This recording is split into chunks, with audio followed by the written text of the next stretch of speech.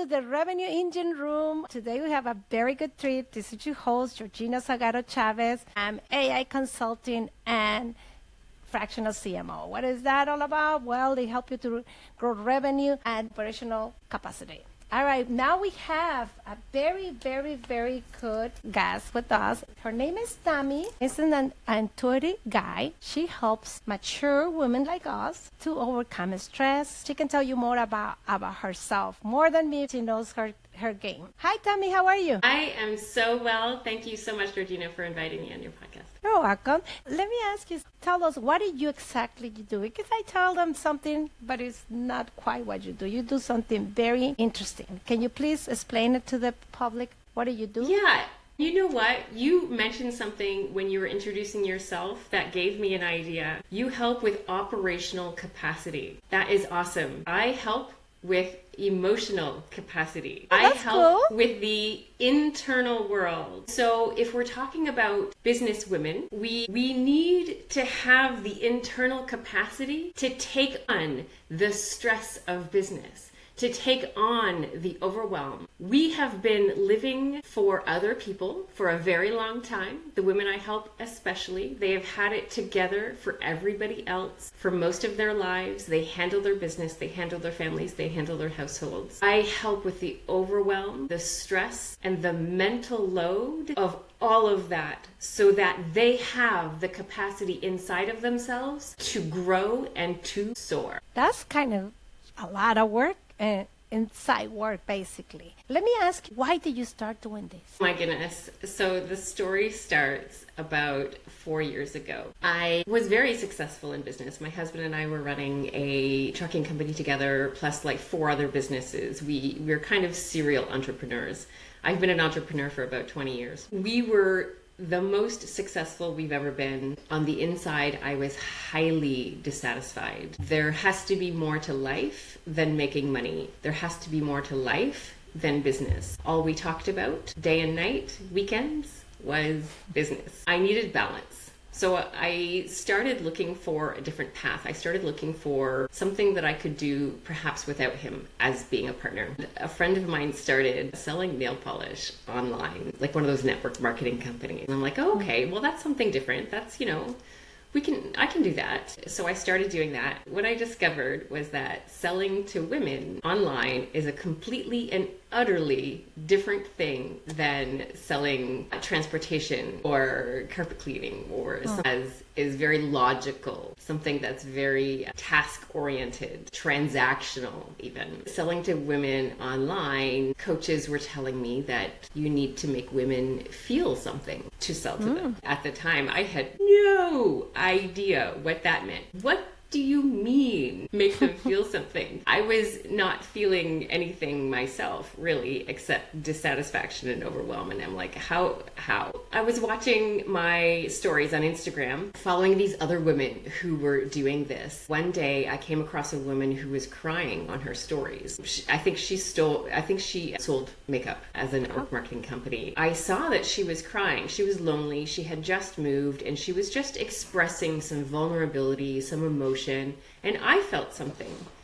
And then the next day she went on and expressed gratitude for all of the people that, grouped around her, gave her the empathy that she was looking for and surrounded her with love and appreciation. I thought, well, that's how you make women feel something. Knowing now, that was 4 years ago. There's lots of other ways now. I know that now. But back then I had no idea. So I said, I'm going to try this. I'm going to try to cry on my stories and express some vulnerability and see if I can connect with the audience and see how it goes. So I started. I got my phone out to record. I thought of something sad that I wanted to share. I could feel the emotion rise in my body. I could feel like a little more heat. I could even feel where there was a little bit of water behind my eyes. Then my body went, nope, you're not feeling this anymore. And it completely went away. Oh, and I'm like, oh, that's weird. We'll try it again. So another day I tried it again, same thing. Tried it again, same thing. After 3 or 4 times, I was like, when was the last time I actually cried? And I thought back and it was over a year. That was abnormal for me. There was at least 1 to 3 times a year I would cry normally. I'm like, that's not normal that I can't actually get myself to cry. I went to therapy. I said, this needs to be solved. What is the problem here? It took me 4 months of therapy and listening to different podcasts and all of these different voices for me to be able to convince my body or to feel safe in my body enough to express. Even in my own home, even alone, I couldn't do it, even alone. The thing that finally tipped it, I was listening to a business podcast, and it was this woman that had built her network marketing company from 0 to millions, and this was her journey. This is what she discovered in herself: the ability to cry, the ability to emote, Oh, wow. the ability to regulate, the ability to express what needs to be expressed in the moment, so that it's not buried. Because when something is buried, you lose your capacity, so that it's expressed and leaves your body in the moment or within a few moments or at least a day. Then she said, in business, you really need to do this. You really need to be able to take care of your body on the inside for you to be able to take care of everything else on the outside. That's something that I can tell you for a fact. I experiment myself. I used to own a business with employees and all the shebang, all the paperwork and contracts and all the stuff. I got to the point where I got really, really sick that my body just cannot get back to normal. I actually lost my business due to the fact that I was sick all the time and all the stress and responsibility was getting into my body. I can tell you for a fact that that's something that a lot of business women especially suffer with. The stigma that no crying is very, very, very common. We're supposed to be very tough in business. We're supposed to show a face that sometimes we're falling apart inside, and especially with all the responsibilities in charge of the house. We're in charge of the kids. We're in charge of the husband. We're in charge of the mother-in-law, the brother-in-law, everybody else except us. Nobody's in charge of us, though. I'm glad that you're doing this job. It's very important. Now, let me ask you, for instance, if you were in business and you start going this route, when did you say, this is the business for me, versus this is just something, my story, this is my problem, I have to keep hiding it, I have to stay away, rather than you just say, well, this is my problem, and now I'm going to make a business out of it? Can you tell me what is the story behind that? So how I became this guide that I am. Made it out of you a story, you made it into a business. Yeah, absolutely. It was about 2 years into my journey, because once I started learning how to feel better in my body, I didn't stop.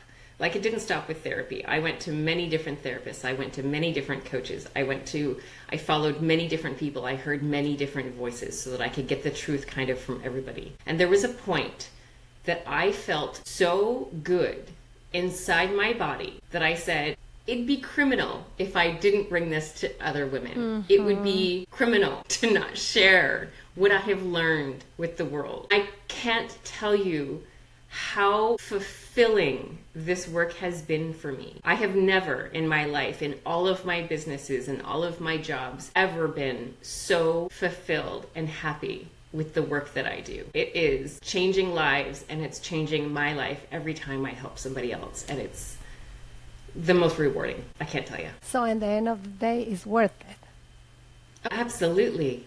It's absolutely worth it. Yeah. If you see a woman up there struggling in business, and you see that has a lot of stress, that you see that she's struggling with juggling all the hats that she has on, what would you say to her? There's so much, Georgina. I don't know one thing. There's not one thing that can solve this, because it's a journey. It's a journey that they have to start somewhere. It's a journey that they have to start putting themselves first. I was talking with a shaman last year, and she was telling me, women, well, everybody, in fact, everybody, men and women, we need to put ourselves first, second, and third. First, second, and third. Our husband and our kids are fourth. And everything else is after that. After that, if we don't put ourselves first, second, and third, we do not have the capacity to be able to take care of everybody else.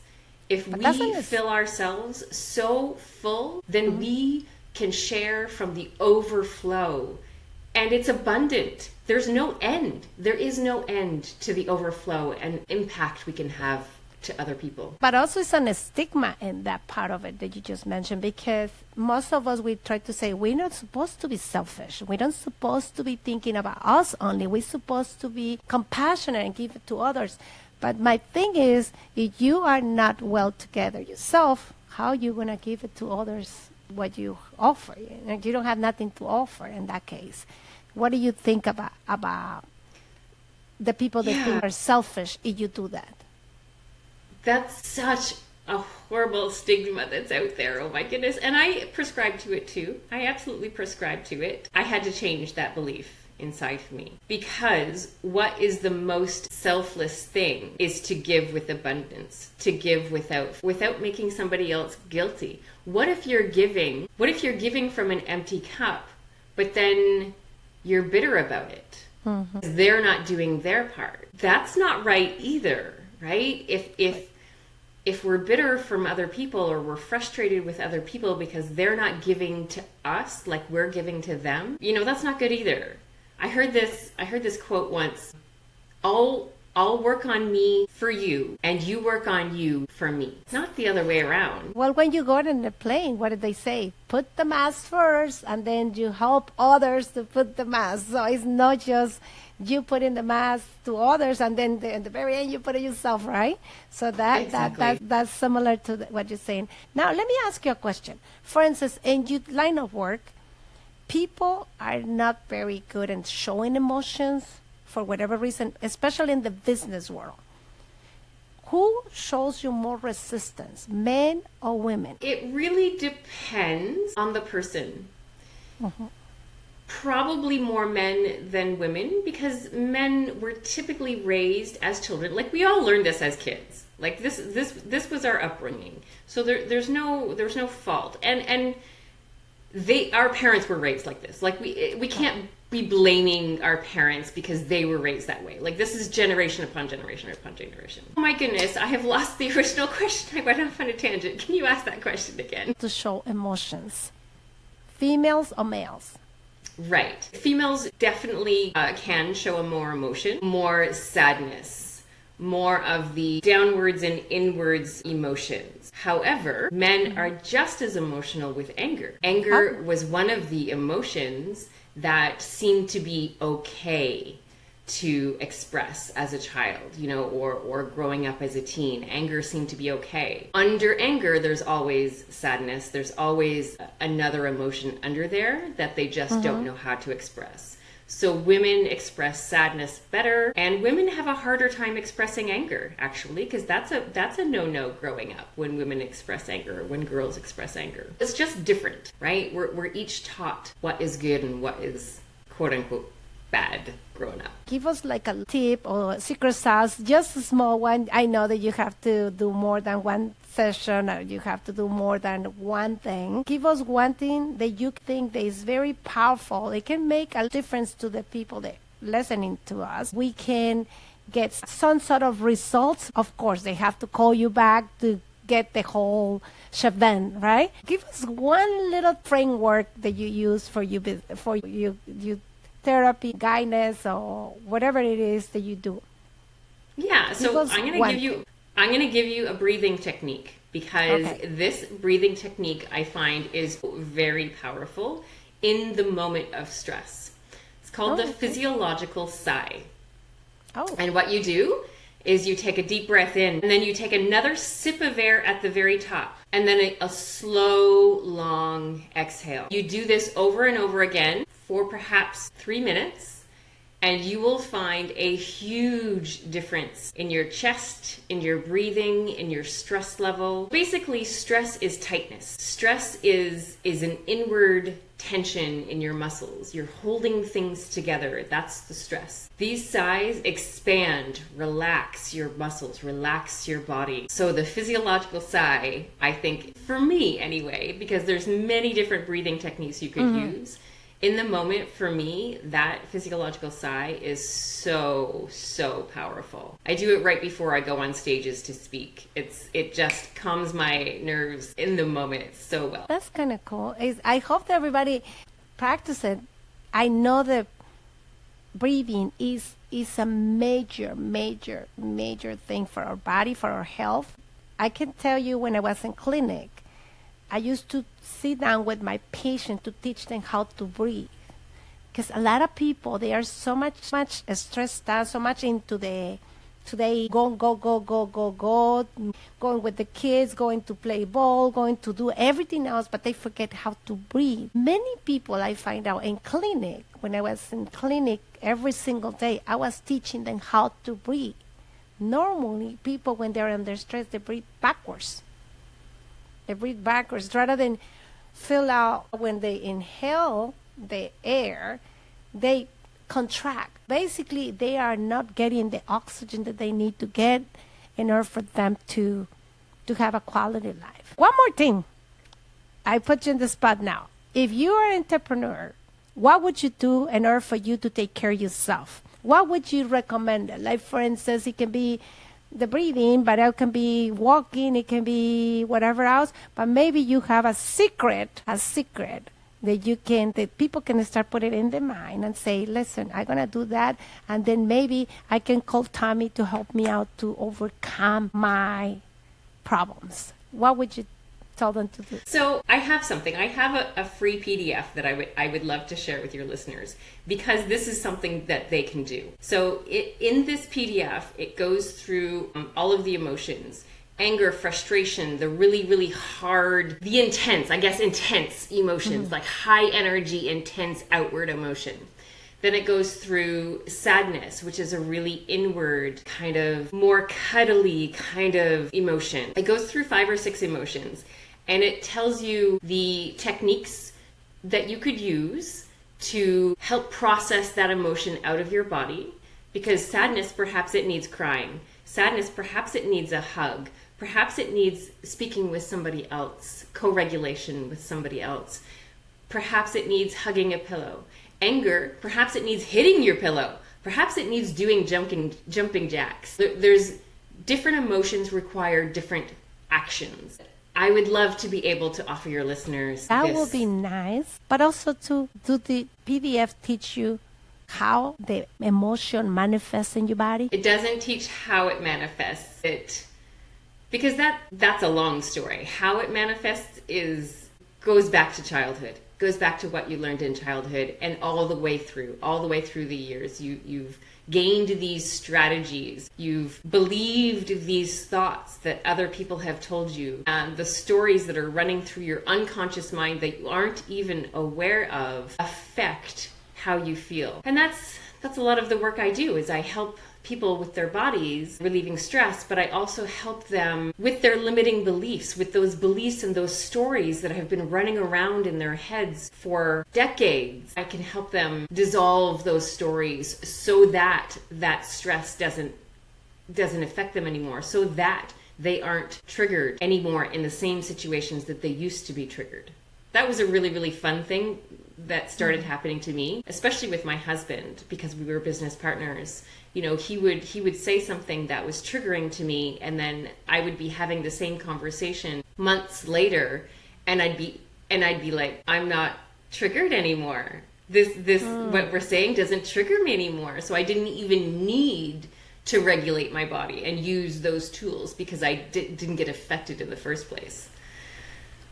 Basically, you were healing of your emotional problems. That's what it is. Or maybe you already know how to manage it, the emotions. What would it be? So I was healing. Oh, that's good. I was healing. Yeah, absolutely. All of those beliefs that I had to all be healed. Yeah, 100% I was healing. That's very good. How long you been in business? 2 years now. All Even right, how though it's been? this recent entrepreneurial journey has been 2 years, and it's been wonderful. It's been absolutely wonderful. I can't tell you how important this work is to me. It's so rewarding. And where they can find you, Tammy, if they're looking for you, are they looking for the job that you do, where they can find you? Do you have a website? Do you have a physical address? Or how they can find you? Yeah, so the easiest place is probably Facebook or Instagram. So we can put the links, I assume we can put links below in your podcast. Yeah. So I'm just Tammy Perrin on Facebook, and on Instagram it's at Tammy Perrin's Life. But Can you spell it? Because Perrin can be P-A-R-A-N-T, but it can be a different way to write it. Tammy can write it with 2 M's. I put 2 M's, but maybe it's a 1 M. Can you spell it for them, please? Absolutely. So it's TammyPerrin.